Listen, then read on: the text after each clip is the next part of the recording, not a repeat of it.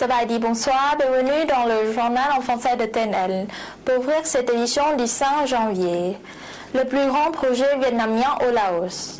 Évalué à un coût total d'1 milliard de dollars, ce complexe immobilier couplé d'un golfe est aussi le plus important investissement étranger dans le pays jusqu'à maintenant.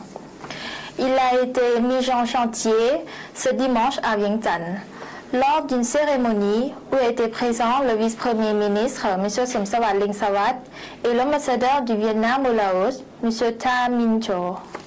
C'est la compagnie d'investissement Long Tran qui est le maître d'œuvre de ce projet pharaonique.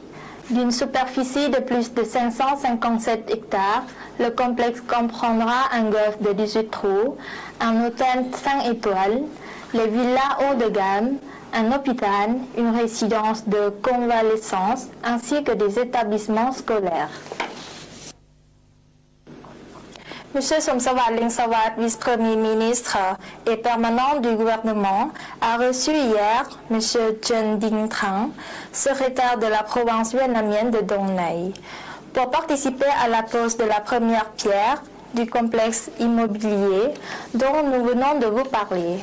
Au cours de l'entretien, le vice-premier ministre s'est félicité de la visite de cette délégation de la province de Dong Nai et a souhaité que la coopération entre les deux pays se développe encore. À suivre l'actualité nationale en bref et en images. La 5e conférence de l'Association des avocats Lao s'est tenue hier à Vientiane sous la présidence de M. Chalen Yapahun, ministre de la Justice, où étaient présents de nombreux membres de cette association. Lors de cette réunion, la présidente de cette association, M. Phumi Siudongpan, a présenté son rapport d'activité sur les 3 années de son mandat.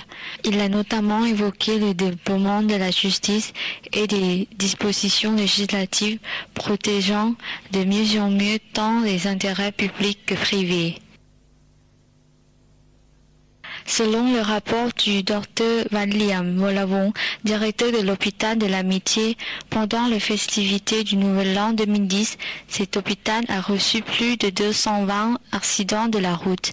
Parmi ces victimes, une dizaine de personnes sont gravement atteintes et 3 sont décédées. La plupart de ces accidents sont dus à l'état d'ébriété de conducteurs et au non-respect du code de la route. Malgré une diminution des accidents recensés, le nombre de décès a augmenté par rapport à l'année dernière. Pour répondre aux besoins du marché international, l'usine de farine de manioc Indochina doit produire de plus en plus de farine tout en payant à bon prix les producteurs. C'est un reportage de TNL. Le marché mondial de la farine du manioc est en plein essor et la demande ne cesse de progresser. Afin que les bénéfices soient aussi partagés par les producteurs, le groupe Indochina a annoncé une augmentation du prix d'achat du manioc auprès des agriculteurs, passant ainsi de 320 000 de tonnes de viande à 400 000 kg de tonnes. Cette annonce a été faite la semaine dernière par le PDG de cette compagnie. La production de la farine du manioc de cette unité de fabrication a été contrôlée selon les critères standards de qualité internationale. Répondant à ces exigences, il y a eu ces derniers mois un afflux de clients étrangers qui commandent les produits proposés, parmi eux la Chine, qui est l'un des marchés les plus importants de l'usine Indochina. Aujourd'hui, l'usine a besoin de plus de 600 tonnes de manioc par jour. D'ici 2 mois, les agriculteurs pourront fournir suffisamment de premières matières. Pour répondre aux besoins en 2010-2011, l'entreprise élargira son projet de promotion de plantation du manioc La Indochina sur 6 000 hectares dans l'arrondissement de Sang Thong, district de Hom, province de Vientiane, mais aussi à Bolican, province de Bolikamsai, qui procura du travail aux villageois leur assurant de bons revenus. Le groupe Indochina fait du commerce, certes, mais il contribue aussi par son soutien financier, plus 300 millions de kip à diverses activités sociales profitant aux habitants. Voici maintenant le tableau des taux de change présenté comme chaque jour par Anoussa.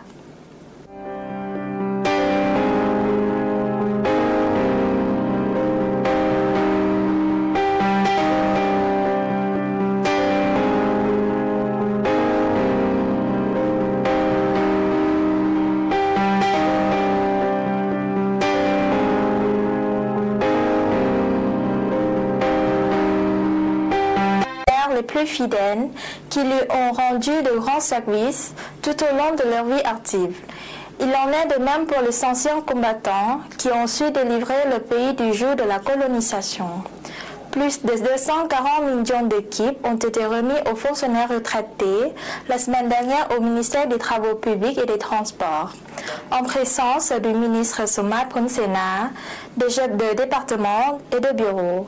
Ainsi, M. Somai Sisanon a reçu 51 millions de kip, M. Kamon Intila 50 millions de kip, Mme Boa Chan Manisok 49 millions de kip et Mme Nun Wang Thapan 43 millions de kip et Mme Kien Manivong 41 millions de kip. Avant de clore cette édition, les prévisions météo du nord au sud du pays.